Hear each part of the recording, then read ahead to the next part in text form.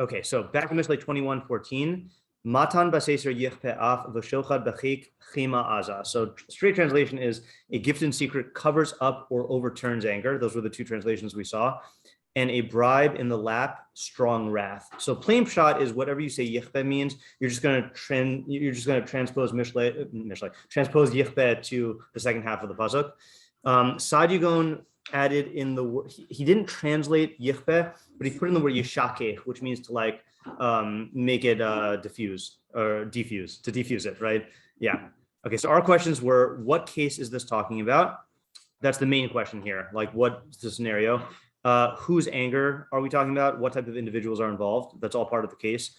Second question is, the pasuk seems to be endorsing bribery, right? It doesn't, like, it only says that bribery does something good, right? It gets rid of anger. It seems like a good thing. So, but isn't bribery bad? Third, what is a matan and what is a shochad? What's the relationship?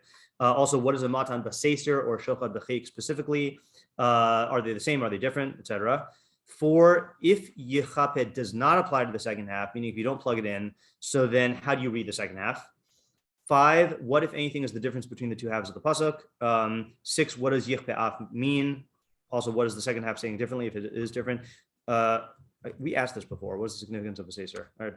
Seven, is this exclusively on a person-to-person basis, or can it apply between groups like Ariel was asking about? And then who's the audience? Is it the giver, the recipient, or some other party? So we took the approach, we were developing the approach yesterday about like being, when the scenario seems to be someone's angry at you and you try to deal with the anger by giving a gift. And we said basically that it's not going to solve the problem, but it's going to get their anger lower to the point where you can then engage in an actual like productive communication or like problem solving. And we said the reason why is because it's not usually the thing that upsets people. It's the personal, like the people taking it personally, right? So when you appease yourself and you lower yourself and you give them something, it strokes their ego, especially if it's in secret, because then it's clear you're not doing it for other people. And then that gets them into a point where it lowers their, the rise that you gave them when you upset them, it lowers it to the point where you can like engage them. Is that a fair summary of yesterday? Yeah, Rav Shameless. Yeah. Let me turn you louder. Can I modify my approach from yesterday? Sure. Okay, so I was speaking with my consultant Zach, and basically he had a interesting a good idea on what I was saying about the appease. He's more in line with you in his definition of appeasement. Okay. But he says that even with your definition of appeasement, it could still work with my idea, and this is how he was saying it. Okay, good. Basically, let's start with the second half of the pasuk with the bribery in public, right? So maybe you could say that the bribery in public, it doesn't, it removes his anger insofar as he relates to you in more of a neutral manner. Like he doesn't like have any positive things about you. It's just more neutral. Okay, he doesn't hate you and he doesn't like you. Right. Okay, there is a mileage to that, but it's not like the best. Okay. Right. So the first half of the pasuk is really where it's coming to teach you that it's in secret. You have no idea who gave you this gift, but what it does is people have their bad days and their good days, but when people see a gift, it kind of like restores their their positive outlook in humanity. Okay, so it doesn't. Yeah. No, go ahead. So it doesn't put you in a neutral state anymore, because it's like, okay, like good things do happen, maybe not, maybe my anger is just this very just a bad way of looking at life. It's not, there's no substance to it. Okay, right. So you're reading Matan B'Seser as an anonymous gift, like one of the translations put it, and then Shochad is when you know who's giving it. Yeah, it has to be anonymous. Yeah. Right. Okay, good. So Shochad works by sorry. How are you saying the Shochad actually works? Just remind me. Shochad, that's in the second half of the pasuk, right? Yeah. It's the bribe. Yeah, you just give him something to I guess appease his anger. Can we explain that a little more? I think there's, what we said yesterday is good also, but we just explain the mechanisms a little bit about how a bribe works, either here specifically or in general? That wasn't just for you, but it's a question for everyone. But okay. Because like I don't know if anyone said this yesterday. Maybe, I don't know if I said this, but I think there is an idea of like reciprocity, where like, well, the way bribe works in general. Let's say like you're bribing the judge to make the verdict in your favor. So what you're trying to do with a bribe is you're trying to get, there's a law that he has to look at, or there's something that the verdict or the outcome is supposed to be done on the basis of A, and then you're giving him the gift B, which causes him to make the judgment based on that. So how does that work though? So I feel like it works in some sort of like reciprocity type thing, where if I, in a non-bribing scenario, if I do something good for you, you're going to be inclined to do something good for me. So here too, if you do something good for the judge, then it's going to create this feeling of obligation that he has, which is misplaced, but to do something good for you. And since the situation is presenting itself where he has this clear opportunity to do something good for you, he's going to feel pressure to do that. Yeah, Isaiah? Yeah, it's a very strong. Sorry. Yeah, Isaiah? Yeah, I think that's not what's happening here, though, because I think a person, well, like when you're dealing with someone who has some anger at you, yeah, something like that, and you give them a bribe, I don't think it's to cause them to feel obligated to remove their anger. I think it's just that sort of replaces the anger with positive emotions. Like they're going to feel like something else instead of, it's going to either like lessen the anger or bring in some other positive emotion that's going to help counteract the anger. Okay, so that is a different theory. And just to clarify my theory, I'm not saying it removes the anger. I'm saying that it makes them feel like they owe you something, yeah. Right? And that could be like I was saying yesterday, of owing you a chance to explain yourself, owing you a chance to like them giving you another shot, like overlooking the mistake. So we got three theories at least, right? One is that the anger was caused by ego, and this is placating their ego. Then we got my theory today is the reciprocity, and then we have your theory, which I'm still not exactly understanding the mechanisms though. Right. You're just saying you're saying what it does, but you're not saying how it does it. Isaac, what were you gonna say? I was going to say that the feeling of reciprocity is like a very powerful, like emotion, and like it motivates a lot of human behavior. Right. So hold on a second. So I think actually maybe what Zach was saying about the first half could work for what Isaiah is saying. Meaning, you see from the fact that the anonymous gift just puts you in a good mood. Mm-hmm. Not attached to ego, at least not ego with the other person. Like imagine the case like you're I don't know, like you're storming into the base midrash to like yell at a friend who like upset you or whatever, and you find $100 bill on the ground outside. There's gonna be like just this positive feeling that somehow, and I can't explain it, but I think it's like the direction you were saying, Isaiah, is like it's gonna somehow like can I really be mad when I just like got this like bonus, like this free bonus, something like that. Yeah, Isaiah. Yeah, I guess I would say that maybe what it is like when you give a person a gift, there is some sort of like underlying connection or like love or friendship that you're going to have with that person. Right. This is going to make them like recall and feel positive feelings. Right. So that's if there is a pre-existing relationship. Right. Yeah. Correct. Yeah. Yeah. A question on the ego thing. Yeah. If you've wronged someone, but they feel they've been wronged, yeah, wouldn't you presumably have to apologize? Yes. Say anything, he just walks up and gives them $100 bill. Right, but that's why I'm still liking the theory we said yesterday, which is that that the goal here is to just diminish the anger so that you can apologize. Like example of this is like with Yaakov, Ravino, and Esav, when he sent all the gifts, and like flattered him basically with like making him feel like this great chieftain or whatever, and then that paved the way for him to then go and like reconcile. Yeah. I just want to add something. Sure. What I was saying, an analogy that Zach used that I just remembered. Yeah. So you have like this little kid, who had an ice cream cone, right? Classic. Yeah. Someone bumps into him. Oh no. And the kid, and the ice cream falls. And yeah. And he starts crying. Yeah.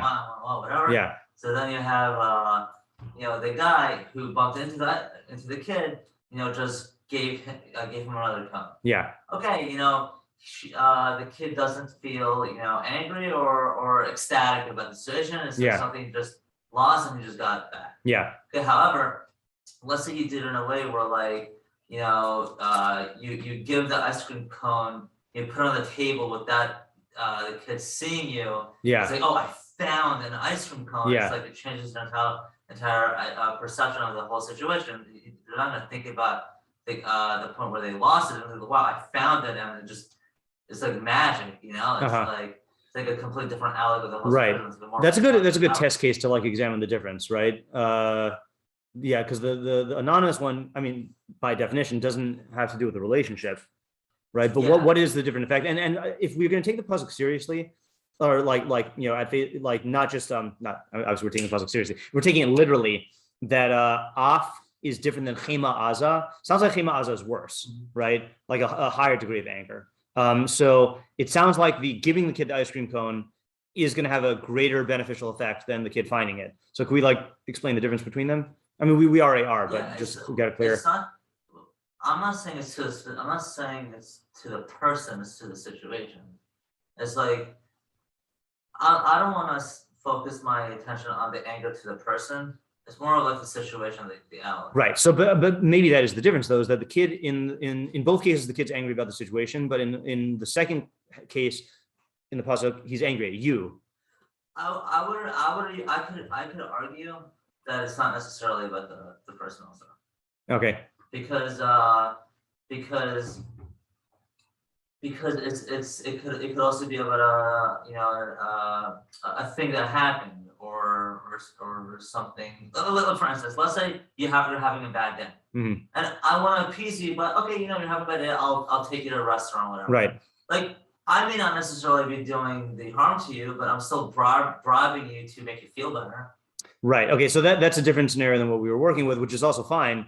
That we're not talking, that the pasuk is not addressed to the wrongdoer, right? It's just addressed to someone who's trying to appease someone else's anger. Yeah.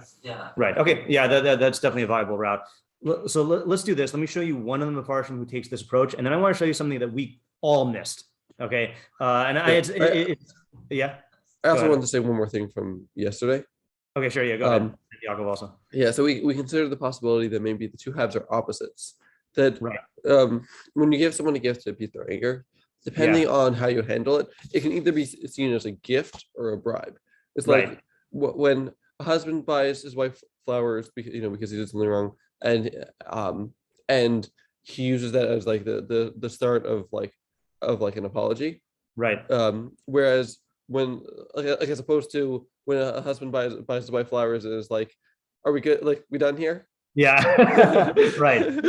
Yeah. It's interesting, right? Because I mean, there's a lot of ingredients that go into that particular interaction, but I think that one of the most important ones is no one likes to feel like they are being voluntarily manipulated.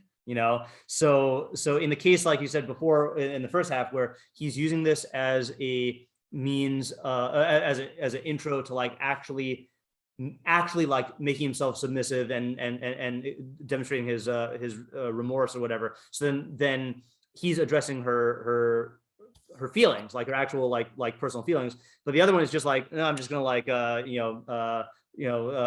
an animal, like stimulus response. That's like disregarding her personhood. Yeah. Yeah. And so depending on the go ahead. Depending on the way that the person perceives it, like the same thing could either be perceived as a gift or a bribe. Yeah. I like that approach. Yeah. That was good. That was a good refining from yesterday. Yeah. Along these lines, actually, I was wondering, on all of our approaches, I guess. Yeah. Isn't there a high danger of incurring this problem? Yes, that's seen as just a stimulus response. That's why I like this. That's why I like this interpretation, because it's giving a warning. And this would be a good way to address the question of the pasuk seems to be endorsing bribery. Is it saying that, like, if you're trying to bribe someone, then you got to make sure that it doesn't feel like a bribe to them. And if you are sincerely giving a gift for good reasons, you also have to make sure it's not going to be perceived as a bribe. Otherwise, you're going to incur this wrath. Like, there's such a danger with the open bribery that of making the person take offense by saying, you think I could just be bought, that you even have to be machmir when you're not actually bribing them. I think it's a good idea. It's like Germany to Israel with the reparations. Right, exactly, yeah. But and that's why, like, there's a huge argument between Ben Gurion and Begin. Yeah, right. So that's why I think just using that example, I mean, Johnny's trip to, I think this was in Germany, when he saw the actual museum that they were building to like teach about Judaism. He was like, this is the first time that he realized like, oh, they're actually like, this was not coming across as just a like plastering over of the crimes. Like at least the people who are making this museum are like trying to actually like show the goodness and value and contributions to humanity of the Jewish people. You know, it's like but yeah, it could go either way, right? Yeah. I mean, especially back then was like immediately afterwards. Yeah, right. You know. Okay, so was it you said your thing, yeah, right? Yeah, okay, yeah. All right, so let me show you what we all missed, okay? And I'm going to blame the timing on missing this, okay? Sorry, before I show you what we missed, I said I was going to show you the Rabag. So the Rabag, I think, takes this approach, or one of the approaches we've said, and the Rabag's in the back of the packet if you want to see it inside. But Matam Seser, Hine Hamatan, Shiyitin Ha'adam Baseser, Lemish Yichas Alav, the gift that someone gives to a person in secret when he is angry at him, Machnia Ha'afa Hachina, it will lower or subdue the anger and the wrath, Asher Lo Alav, that he has on him. V'ashochad Shinasin B'chik, and a bribe that he gives in the lap, will cover up strong wrath and make it and lower it. So he's not explaining the mechanisms, but I think that's the approach that we were taking here. And then it's clearer for some reason than the Metzudas David that we read yesterday, who said, "V'lo yihye nireh od." He threw that in there, that the wrath will not be seen anymore, which we weren't exactly sure where that left us off. Okay, but here's what we missed. Okay, look at the Meiri. Okay, and the Meiri is chock full of good ideas. Okay, so first of all, he says, "Matam b'seser yichpe af v'shocha b'chima aza." Yichpe pirush yachnia. So yichpe means yachnia, to subdue. The shorasho kapa. Okay, so that's the shorash, is kapa v'hu kamo kafaf. Okay, it's like kafaf, like kofef, right? Is stooped over. It'll like bend, there's got to be a better word for this when you're making someone else bend. I don't know. But he'll like bend it, right? There's a better word. That's okay. And then he explains what happens at the second pay. So he says, shogeg umashge sheshrasho shaga v'chein mechokek mechake. Right. So sometimes the double letter drops. So really this should be like yichafef off, but really it's yichapeh. Fine. Okay. Ulfia nigle, according to the external meaning of the pasuk, He'ara Toris, this is a Torah lesson, okay, in mitzvos. Lihishamar mihisbayesh ha'ani, to be careful about shaming a poor person. All right. Laseis litznua matana begalui uva mafursan, to give. I don't know why he's calling. I think he's calling the ani a tznua, but he's saying to give to someone who is maybe like in a lowly position a gift in public and in a very like open and public way. But when you give it to him in secret, then that gift will subdue anger. It will diminish the shame of the poor person, which is a source of agitation and sorrow for him. Now, first of all, where's the Meiri getting this from? And this is what we all missed. Well, this is the previous pasuk, right? So I say I blame it on the timing because we did the previous pasuk on Thursday. So we just didn't even think about connecting it to the previous pasuk. Previous pasuk said, just to review, I'm not going to do it on the screen because it's easier to just. Otem osno mizakas dal gamhu yikra v'lo ye'aneh. One who closes his ear, who shuts his ear to the outcry of the poor, he too will call out and not be answered. So he's just saying it's the same thing. And if we had that in mind when we read matan, gift, I think maybe we would have made this connection on our own, But now the question is, what's the deal with the bribe, right? We'll figure this out in a second. We'll go back to this in a second. So he says, "B'shochad b'chima aza."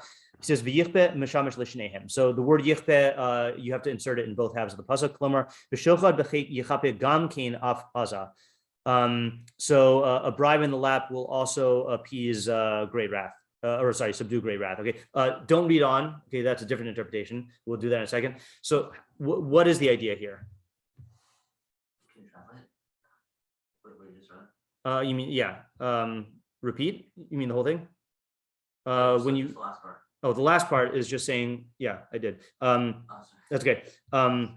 he'll the word yechapet to subdue fits both of them, meaning to say a bribe in the lap will subdue also strong wrath. He's sounds. I mean, I think he's saying. I don't think he's saying that this is a different case. It sounds like he's saying, or maybe he is saying it's a different case, but it's the same mechanism, meaning that there's a certain shame involved. Actually, I'm not sure what he's saying for the second. Let's just focus on the first half for a second here.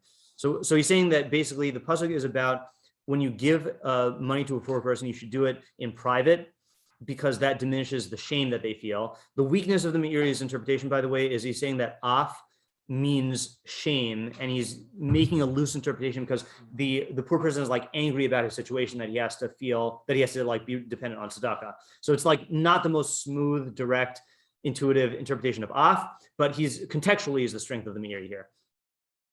I don't know why I said that like Yoda, but yeah. So what is the idea that we get here? So just one possibility here, right? What's the mistake that this guy's making? When he gets in public? Yeah. Not taking into consideration his feelings. Yeah, right. Not taking into consideration his feelings, right? So he is on the one hand doing something that's good because he's recognizing a need, a material need, which is the guy needs money, but he's totally neglecting the psychological needs. And that's why, I don't know why the Meiri doesn't quote this here, but don't Chazal say that if you give, let me see if the Rambam brings this down, that if you give tzedakah in a way that is like, no, if you give tzedakah in a bad way, it's like it doesn't count, or it's even worse. Yeah, let me just look at it for a second here. Anyone know what I'm talking about? Nope. Okay, B'derech. Let's see if I'm just guessing here. No, it's not B'derech. Let's see. B'mitzvos tzedakah, kol marachim, kol Yisrael v'anu leim, kol mali meina min tzedakah harzei min Kadosh Baruch Hu kar l'shav zanim. We should really go through all these halachos. Yeah, here we go. This is not exactly our case, but no, this is in Rambam Hilchos Matnos Niyim Yud Daled. Anyone who gives tzedakah to a poor person with an unpleasant face, or like the opposite of a smiling, happy face or whatever, upanav kavushas bakarka, and his face is like low to the ground, like you just give the money like that. Afilu nasam elef zehuvim. If you give him $1,000 or more than $1,000, probably ibid zechuso o hifsida. So then that he has lost his merit or caused it to be lost. I don't know what the difference is between Ived and Hifsid, like ruined maybe. Ella, nosin lo b'sefer panim yafos uvesimcha. Rather, you should give it with a smiling and happy face. Here, no, that means like a friendly face, right? And by the way, when he says he's lost his zechus, I think he doesn't mean that you're not yote, right? You're yote, but you've lost the zechus from that mitzvah. Umisonin imo al tzara, so you should literally he should mourn with him over his tzara, but I think it means like empathize with him. Shnemar im lo b'chisi l'kshe yom agma nafshi la evyon. Oh, it rhymes. If I have not cried for the one who's having a harsh day, the anguish of my soul for the poor person. I don't know what that means. Umedaber lo divrei takanuni unachamos. And he should speak with him in words of supplication and comfort. Shnemar, as it says, v'lev almana aranin. Okay, Eov, confusing Eov language. Yeah. Okay, so it's not exactly our case, but in other words, the way that you give it to the ani has to also take into account his psychological needs. And that case really shows it, where you give the guy $1,000 and you lose the zchus. I mean, it's because what really is the I don't want to say it's the essence, but what is whatever, it's an essential part. I don't want to say it's primary. An essential part of the tzedakah is the humanity of being recognized as a person and being helped as a person who has complete, who has feelings, right? So this guy is like just going and just like not taking into account the dignity of the ani, that this ani doesn't want to be viewed in a way where he's like looked upon as like trash or as like independent on other people. So if you arrange for it to be given to him in secret, then you're taking that into account, and it'll diminish that feeling of badness. And he says it'll diminish because the guy is human. He's going to have a feeling. No one likes to be dependent on tzedakah. He's still going to have this feeling, but you have to work to diminish that feeling. But I mean, what would you say about nowadays where they just ask you money in public? In that situation, right? I mean, I wouldn't. I feel like it's a different type of money also. I don't know. I wouldn't judge the person and say that they don't have these feelings. First of all, it's possible for a person to have contradictory feelings. Have different parts of them that feel different ways. But also, you can sometimes, in order to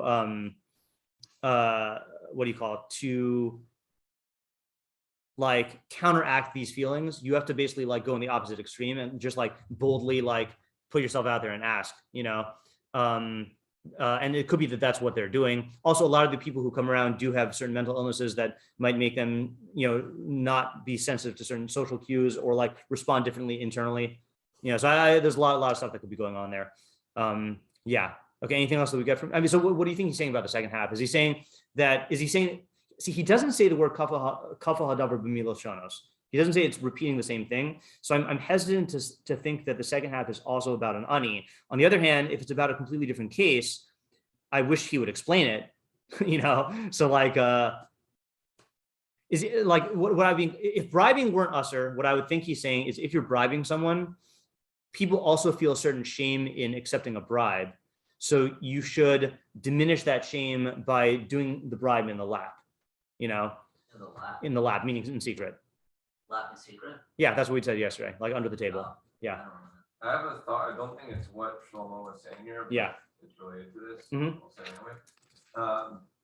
Okay, so I think there's also for the giver. Yeah.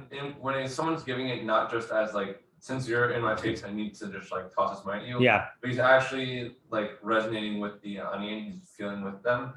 For he himself, there'll be a lot of great benefits to that too. For the giver, you're saying, yeah, right. The giver will understand his own situation. He'll feel a lot less bad about it. So something went wrong in business or whatever. Right. If he could feel this with that other person, there will be a lot of things that he'll feel less angry about. Yeah. And when he gets to look at his situation, he'll also then see that his situation isn't as bad. That's a good point. Right. That's a really, really good point. Right. So in other words, the perfection that he would get from the tzedakah of the empathizing or the seeing that his own situation is dependent on many things, and this could be me, he'll reap those benefits better if he takes into account the other person's feelings. Yeah. Before we do the Meiri's other interpretation, let's do Rביnu Yonah, because Rביnu Yonah also takes this as connected to the last pasuk. Yeah, Isaiah? So do we answer for the Meiri with the second half? Right now, what I'm thinking is if you do have to bribe somebody, and I'm not saying necessarily an illegal bribe, but you should be cognizant of the fact that they're going to feel a certain conflict that they're being bribed or that they have to take a bribe. And so you should minimize that by doing it in secret. I don't know, does anyone know what the situation is in New York with the garbage men and the mafia and the bribing? Do we still do that in yeshiva? What? Do you have to bribe the garbage men? No? Okay, so we had to do this when I was in. What was that? No. The people who take out the garbage. This was actually a dorm job when I was in yeshiva, and I remember the Nissan Harel had it. That he was instructed by the dorm counselor to take. I don't remember what the case was, but he was instructed to take. I think it was Nissan to take $100 or whatever, and to bribe them. And I remember the guy said, he went out there with the $100 bill, and the guy said, "Just shake my hand, man. Just shake my hand." Just in secret. And I don't remember exactly why we had to bribe them, but I want to know. Yeah, I don't know. I can't remember if it was an annual thing, paying our dues, or or if it was a holiday thing. But I don't think it would have been presented as a bribe. I think it would have been presented as a gift. Yeah, I don't know. Or maybe it was something extra large that they had to take out, a refrigerator or something. I don't know. It was a case of bribery. It's for Pesach. For Pesach, yeah, maybe. It was some case of bribery, which was not illegal. It wasn't an illegal bribe. It was just incentive, But again, people, even the person who you're bribing, don't fall into the trap of just viewing them as an animal that you can just use operant conditioning on, or a robot that you can press buttons and make them feel things, and don't overlook the fact that no one likes to feel like they have to take a bribe, yeah, that's all I got. I'm just methodologically, I'm getting this because the Meiri doesn't say it's the same case, but he does imply it's the same mechanism by the fact that he doesn't explain it, and the Meiri usually explains things if they need explanation. And by the way, that's another methodological thing in terms of why the Meiri is in my S tier on the rankings, because a lot of Mefarshim, you like Rבינו Yonah, if he doesn't explain something, like it could be that he thinks it's obvious, or it could just be he's not in the mood to explain stuff. Meiri always explains stuff. That's why I like, there's a good connection with the Meiri here. Like he's got you covered. Yeah. Maybe have a way to make it more of the same case as in still being the army. Sure. Not exactly the same case. Yeah. It's like, and I don't know, maybe I'm just throwing this in there, but maybe you could say that the bribe is like you approaching the army and giving him tzedakah in secret instead of him asking for you, and more of it being like a secret case. Interesting. Okay, so it's the same case, but it's a bribe because you're initiating it. Yeah. Okay, that's good. Now you still also have to do it secretly. And Yeah. Okay, that's good. That keeps it within the same case. I like that. Yeah. The only thing that is lacking in is that I feel like if bribe is being used in any way other than literally, then the Meiri should explain it. But yeah, but that's certainly a true idea. Okay, let's read Rבינו Yonah. It's going to be troubling. Okay, just warning. So Hamnam kilo yigdal avon ha'adam im lo yachkor velo. Which side? Right side. Thank you. Yidrosh al hanim b'havyonim kasher yigdal avono im yachshoch min ha'ani ki yikra elav. So in other words, a person who does not inquire after the welfare and the well-being of the aniyim, that avon is not as bad as it is when the ani calls out to you and you don't respond to him. Okay, meaning it's much worse if the ani is calling out to you and you block your ears. Worse, that's worse than like just not looking for aniyim. Achin roy l'adam lirdof tzedakah v'lidrosh al tzarcha aniyim. Therefore, it's proper for a person to chase after tzedakah and to seek out the needs of the aniyim. U'lahaskil el hadalim, and to I think here like look out for. I don't think it means to comprehend, like to whatever synonym for lidrosh v'lach, or the poor. V'yikne l'nafsho sachar atzum v'rab, and he will acquire for himself a great and abundant reward. Okay. Ki matan b'seiser yichpe af. She'im yechta adam, if a person sins, zechus matan b'seiser asher kadam lo yichape af, then the merit of the gift he gave in secret beforehand will cover up anger. Okay, how so? This is going to get disturbing now. V'shochad b'chei chema aza, and a bribe in the lap will cover up great wrath. Ratzlomar, meaning to say, gam be'es tsaras adam, even when a person is in a state of tsara, of his own distress or catastrophe, achar shenigzar alav gezerah mipnei chatosav, when a decree has been decreed upon him because of his sins, yichape shochad b'chet, then a bribe in the lap will cover up that anger. V'hu hatzedakah b'seiser, and this is tzedakah in private. I don't know why he puts in chema aza there in brackets. V'yikra al derech mashal hatzedakah asher yinasin be'es saraso shochad, and it's calling, by way of analogy, the tzedakah that you give at a time when you're in distress, it's calling it a bribe. Ki hashochad yinasin be'es hapachad v'hatzara liftos nafsho mimena. So it's not as bad as I thought. A bribe is what you give in a time of fear and trouble to save your soul. Gam lashon cha'ima aza, also the expression of burning wrath or strong wrath, yora al ehenian shikarashno, alludes to what we said. Ki chema yosamina af, chema is worse than anger. Af ki b'his kiro chema aza yochiach al ha'inian ki al is shenigzar alav gzera yadaber. But the phrase chema aza indicates that the case we're talking about is a case where you have this decreed upon you. V'tam haseis v'rachik, and the reason why it has to be in secret and in the lap, same as the Meiri, that the ani will not be ashamed and his face will not blanch. And we said this yesterday, that similar to this yesterday, the giver is not glorifying himself by giving this gift. Like he's not like trying to become great through this gift. He's only doing it for avodas Hashem. I mean, he's not doing it in a public way. The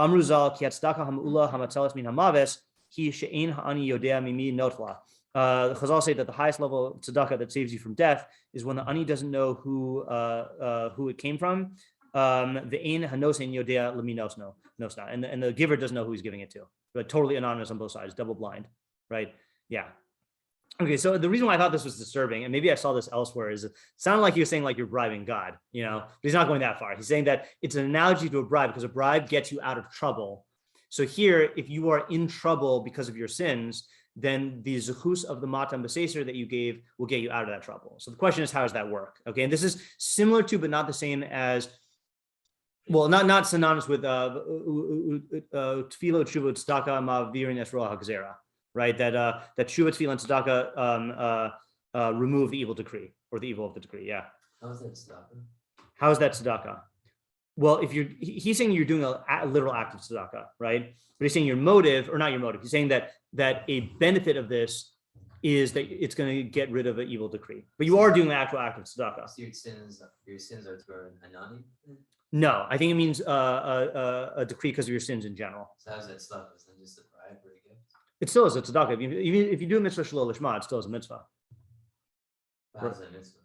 If I go to if I like arrange for an anonymous $1,000 gift to be given to an anonymous ani, that's 100% tzedakah. Now, what this pasuk is saying is, if I have done other sins and God decrees wrath upon me, the zechus of my doing that mitzvah of tzedakah to the ani will appease this wrath. Oh God. Yeah. I think it's from God. God. No, I think he is explaining that the reason why it is better to do it in secret is because as an act of tzedakah, it'll be sensitive to the person. But I think the wrath is coming from God. He doesn't say the word God, but I assume that's what the analogy is with a decree, the decree upon you. Isn't that bribing God then? I know, but he's not saying that, right? But he's I mean, yeah, but he's not saying that he's not framing the bribe as God is the judge and you're giving him this in order to, to get out, to pervert his judgment. He's saying the analogy is when you're in trouble with, let's say, like the Gentile king, and you give him a gift, then it gets you out of trouble. It's like a pidyon. Yeah. Well, doesn't this contradict the Gemara of ein mitzvah chaver? It does, doesn't it? Yeah, right. Yeah, I know. Yeah. That's why I'm saying, like, Rביnu Yonah is skirting dangerous territory here, right? Yeah, Isaiah. I haven't approached it. Yeah, sure. Yeah. And just to approach, let's set aside Yaakov's question, which is you can't bribe God, and this feels like a bribe going with God. Let's set it aside, understand the idea, and maybe it'll fall into place. Yeah. I think there's a lot of different ways that you can go with this. Very Okay. open-ended. Sure. So what I'm going to say is that maybe giving tzedakah, that act, especially in the best way of giving it privately or even not knowing who you're giving to, Yeah, not knowing you, is likely directly opposite in terms of your emotions and your ego to like the reason that you do sin. And so it actually is just changing you as you give tzedakah. You're going to be less the person who did the sin and more a person who gives tzedakah. Okay, so you're giving up that part of Okay, so to support that, even though I don't fully understand what I'm about to quote, although I think Rabbi Feder gave a shir on this earlier in the year, is in Hilchos Tשובה, second parak, probably halacha 5. Let's guess. No, halacha 4. Midarchet Tשובה lios hashav tzoek tami lifnei Hashem b'v'chi v'sach. So the ways of Tשובה include that the person who did Tשובה should cry out constantly before Hashem with crying and supplication, v'osei tzedakah k'vi kocho, and do tzedakah according to his capacity, u'misrakek harbe min hadavar shechatah bo, and distance himself exceedingly from the matter that he sinned in, u'mashane shemo, and change his name, klomar, as if to say, she'ani acher, I'm a different person, ve'ini oso ha'ish she'asa oso namasim, and I'm not the same guy who did those actions, u'mashane masav kulan latova, and to change all of his actions to the good, u'lederech yishara, and to the good path, v'golim in makomo, and exile himself from his place, shegalus mechaperes avon, because galus atones for sin, mipnei shegurimus lo lehichanea ulios ana b'shval ruach, because galus causes a person to be submissive and humble and low-spirited. So I don't know what Rabbi Feder said. My understanding of these halachos is that it all involves a transformation of the personality, usually through anava. Like that's the key thing of anava in different routes. But yeah, so tzedakah can change the person, and so this does answer the bribing question, I think, because the saying you can't bribe God means that don't think that an avera that I did that has its own consequences on society and on my soul can somehow be at all mitigated by a separate mitzvah that I do that has its own zechuyos. Like if I murder someone and I give tzedakah, so I'm helping the hospital and the orphans, but I didn't take back the life or comfort the family, two completely unrelated things. Or if I if I eat non-kosher food, I'm messing up my own kedusha. So then if I go and I like, pat a puppy on the head and do like chase away mother bird, right? So like fine. So I'm working on my midos in that sphere, but I'm like destroying my self-control in a sphere of kashrus. So, but what this is saying, according to Isaiah, is like, no, there is a certain, one of the elements of hate when you sin is, and we have to define this a little bit better, you become a certain type of person through your sins. And he's saying here, this is going to be something that's universal to all chatayim, right? There's a certain type of person that you become. And the tzedakah is actually part of the derech hatshuva of transforming you as a person. So can we say what that quality is? That also, yeah. I mean, maybe it's just a theory, but I think it's like self-centeredness. Like you view right. what you want as being more important than what the Torah says you should do. Right. So when you give tzedakah, like okay, that's good. Of your own. Right. Okay, good. So it's prioritizing your own ratzon over ratzon Hashem, which is ultimately going to translate into ratzon Hashem is what is good for you and for other people, but this is like a short-sighted, narrow-sighted, like superficial, short-term prioritizing of your own will. So when you give tzedakah, you are prioritizing the system, other people's stuff. You're diminishing your own. I would want to keep my money, but I'm not. Or I would even want, if you take the Matan B'Seser thing, I would even want the glory of the tzedakah, but I'm not even getting that. Like, and maybe that's why it's highlighting the anonymity of it, yeah, or the privateness of it. So here's what I like to do. There are some really good Meiri interpretations after this. Okay, there's one that he said, a sneak peek. He says, this is a great interpretation, but it's not proper to explain a Mishlei pasuk this way. Okay, and then he gives two tantalizing derech nister interpretations, which I kind of want to do. So if we're okay, I'd like to spend another day on this. Okay, so let's summarize. We had a couple more developments in the appeasing anger, right? So we said that yesterday it was just a matter of stroking their ego to get the anger was caused by the ego, and you're diminishing the ego so that you can then make reparations. Then we said the idea of reciprocity, putting them in a position where they feel like they owe you. And then they'll either owe you a forgiveness or a hearing out or something like that. And then something about like the net good of in the world, like that's like Zach's interpretation of if even an anonymous gift can put you in a positively disposed state, which will make you more receptive to like forgiveness or like lowering your anger.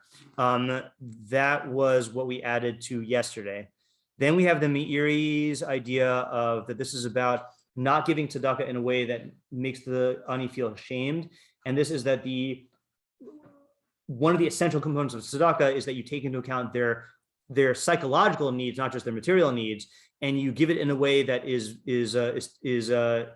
sensitive to that. So he will actually, as a ma'aseh tzedakah, it'll be better, and as for your own perfection, it'll be better because you're going to create that empathy, which is the basis of one of the foundations of the mitzvah. And then here, Rבינו Yonah, which I still want to think about this a little bit more, saying that when God is angry at you, so to speak, when there's a decree of punishment because of your sins which stem from a certain type of self-centeredness, giving tzedakah in private or in secret can diminish that self-centeredness that can therefore make you not deserving of that punishment. So it's part of your tשוba process. Okay, so let's stop here for today and plan to come back to that tomorrow. Okay, have a good day. What about doing us halachos?